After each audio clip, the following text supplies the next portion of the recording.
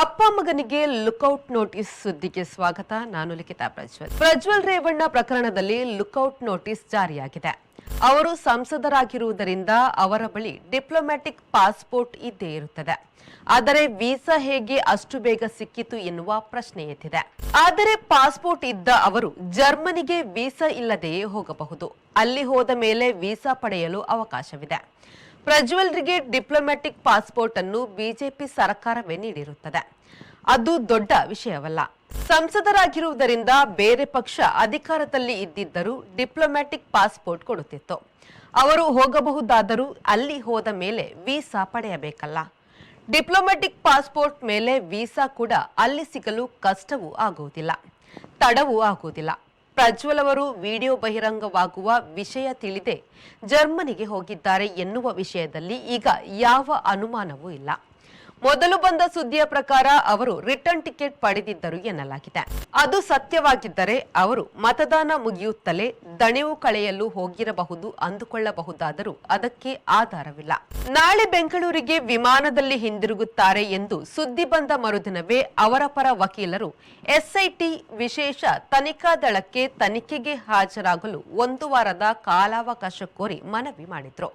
ಆದರೆ ಇಲ್ಲೇ ಇದ್ದ ಪ್ರಜ್ವಲ್ರ ತಂದೆ ಮಾಜಿ ಮಂತ್ರಿ ರೇವಣ್ಣ ಅವರು ಕೂಡ ವಿಚಾರಣೆಗೆ ಹಾಜರಾಗಿಲ್ಲ. ಹಾಗಾಗಿ ಲುಕೌಟ್ ನೋಟಿಸ್ ಜಾರಿಯಾಗಿದೆ. ಲುಕೌಟ್ ನೋಟಿಸ್ ಎಂದರೆ ತನಿಖೆಗೆ ಹಾಜರಾಗದೆ ತಪ್ಪಿಸಿಕೊಂಡು ಪರಾರಿಯಾಗಿದ್ದಾರೆ ಎನ್ನುವ ಅರ್ಥದಲ್ಲಿ ನೀಡುವ ನೋಟಿಸ್ ಆಗಿದೆ. ಈಗ ಅತ್ತ ಪ್ರಜ್ವಲ್ ಅವರು ಸತ್ಯ ಹೊರಬರುತ್ತದೆ ಎಂದರೆ ಇತ್ತ ರೇವಣ್ಣ ಅವರು ನಿರೀಕ್ಷಣಾ ಜಾಮೀನಿಗೆ ಅರ್ಜಿ ಸಲ್ಲಿಸಿದ್ದಾರೆ. ನಿರೀಕ್ಷಣಾ ಜಾಮೀನು ಸಿಕ್ಕರೆ ಅವರನ್ನು ಬಂಧಿಸುವಂತಿಲ್ಲ. ಹಾಗೆಂದ ಕೂಡಲೇ ಅವರ ತನಿಖೆ ಪ್ರಕರಣ ಮುಗಿದು ಹೋಯಿತು ಎಂದು ಅರ್ಥವಲ್ಲ. ಅದೆಲ್ಲ ನಡೆಯುತ್ತಿರುತ್ತದೆ. ನಿರೀಕ್ಷಣಾ ಜಾಮೀನಿಗೆ ಒಂದು ಕಾಲಮಿತಿ ಇರುತ್ತದೆ. ಆ ಕಾಲಮಿತಿ ಮುಗಿಯುತ್ತಲೇ ಬಂಧನವಾಗುತ್ತದೆ. ಇಲ್ಲವೇ ಸೂಕ್ತ ಸಾಕ್ಷ್ಯಾಧಾರ ಸಿಕ್ಕರೆ ವಿಶೇಷ ತನಿಖಾ ತಂಡವೇ ನಿರೀಕ್ಷಣಾ ಜಾಮೀನು ರದ್ದುಪಡಿಸುವಂತೆ ಕೋರುತ್ತದೆ.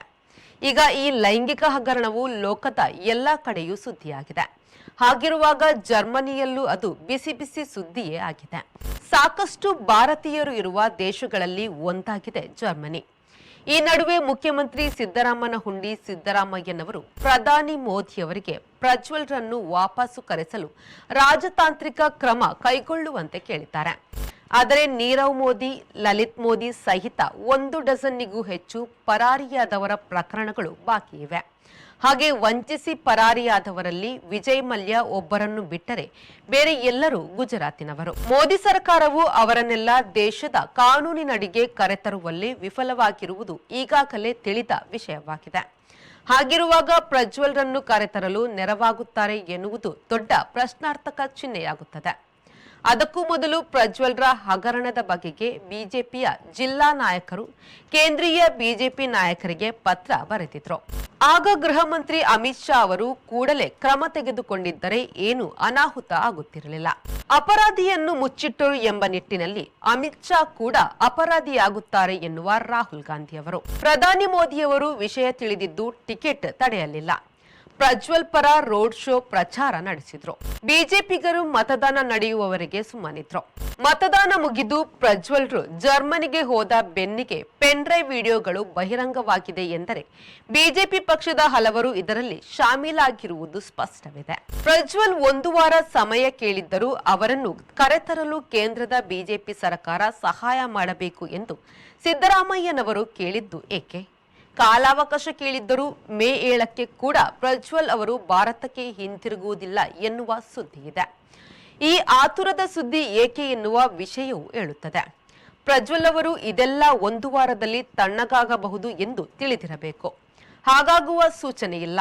ಶಟಭದ್ರ ಹಿತಾಸಕ್ತಿಗಳು ಸಂತ್ರಸ್ತ ಹೆಣ್ಣು ಮಕ್ಕಳನ್ನು ಬ್ಲಾಕ್ ಮೇಲ್ ಮಾಡುವ ಹಂತಕ್ಕೆ ಪ್ರಕರಣ ಮುಟ್ಟಿದೆ. ರಾಸಲೀಲೆಯ ಕ್ಲಿಪ್ಪಿಂಗ್ಗಳು ಎಲ್ಲಾ ಕಡೆ ಪ್ರಸಾರ ಆಗಿರುವುದರಿಂದ ಕದೀಮರು ಕೆಲವರು ಮತ್ತು ಪೊಲೀಸರು ಮತ್ತು ತನಿಖಾ ತಂಡಗಳವರು ಸಂತ್ರಸ್ತೆಯವರನ್ನು ಗುರುತಿಸುವುದನ್ನೇ ಕಸುಬಾಗಿ ಮಾಡಿಕೊಂಡಿದ್ದಾರೆ. ಇದರಲ್ಲಿ ಬಹುತೇಕರ ಉದ್ದೇಶವು ತನಿಖೆಗಿಂತ ಬೇರೆಯದೇ ಇರುತ್ತದೆ ಎನ್ನುವುದು ಸಾರ್ವಜನಿಕರದ್ದಾಗಿದೆ. ಕೆಲವು ಹೆಣ್ಣು ಮಕ್ಕಳು ದೂರು ನೀಡಲು ಒತ್ತಾಯಿಸಿದರೆ ತಾಕೊಲೆ ಮಾಡಿಕೊಳ್ಳಬೇಕಾದೀತು ಎಂದು ತಮ್ಮ ಅಳಲು ತೋಡಿಕೊಂಡಿದ್ದಾರೆ. ಸದ್ಯ 2 ಸಂತ್ರಸ್ತೆಯರು ಮಾತ್ರ ದೂರು ನೀಡಿದ್ದಾರೆ. ಉಳಿದವರು ಮುಂದೆ ಬಂದಾರು ಎಂದು ನಿರೀಕ್ಷಿಸುವುದು ತಪ್ಪು. ಕಾನೂನು ಪಾಲಕರು ಸಾಮಾಜಿಕ ಕಟ್ಟುಪಾಡು ನ್ಯಾಯ ರಕ್ಷಿಸುವತ್ತಲೂ ಗಮನಿಸದಿದ್ದರೆ ಇದು ಮುಂದೆ ದೊಡ್ಡ ಅನಾಹುತಕಾರಿ ಪ್ರಕರಣವಾದೀತು. ವೀಸಾ ಎಂದರೆ ವಿಸಿಟರ್ಸ್ ಇಂಟರ್ನ್ಯಾಷನಲ್ ಸ್ಟೇ ಅಡ್ಮಿಷನ್. ಒಂದು ದೇಶದಿಂದ ಇನ್ನೊಂದು ದೇಶಕ್ಕೆ ಹೋಗುವಾಗ ನಮ್ಮಲ್ಲಿ ಮೊದಲು ನಮ್ಮ ಪಾಸ್ಪೋರ್ಟ್ ಇರಬೇಕು. ಪಾಸ್ಪೋರ್ಟ್ ಎಂದರೆ ಬಂದರು ದಾಟಿ ಹೋಗಲು ಅನುಮತಿ. ಆ ಕಾಲದ ನಿಯಮದಿಂದ ಬಂದ ಶಬ್ದ. ವೀಸಾ ಎಂಬುದು ನಾವು ಆ ದೇಶವನ್ನು ಪ್ರವೇಶಿಸಿ ಉಳಿಯಲು ಪಡೆಯುವ ಅನುಮತಿ ಪತ್ರ. ಅದು ಬೇರೆ ಬೇರೆ ದೇಶಗಳಲ್ಲಿ ಬೇರೆ ಬೇರೆ ಬಗೆಯದಿರುತ್ತದೆ. ಹಾಗೂ ಕೆಲವು ದೇಶಗಳ ಪ್ರವಾಸಿಗರ ಬಗೆಗೆ ಕೆಲವು ದೇಶಗಳು ಹೆಚ್ಚು ಒಲವಿಟ್ಟುಕೊಂಡು ಸಾಕಷ್ಟು ವಿನಾಯಿತಿಗಳನ್ನು ನೀಡುತ್ತದೆ. ಇದು ಈ ಹೊತ್ತಿನ ಸುದ್ದಿ. ನಿರಂತರ ಸುದ್ದಿ ಮತ್ತು ಮನರಂಜನೆಗಾಗಿ ವಿ4 ನ್ಯೂಸ್ನ ಫೇಸ್ಬುಕ್ ಪೇಜ್ ಫಾಲೋ ಮಾಡಿ ಹಾಗೂ ಯೂಟ್ಯೂಬ್ ಚಾನೆಲ್ ಸಬ್ಸ್ಕ್ರೈಬ್ ಮಾಡಿ.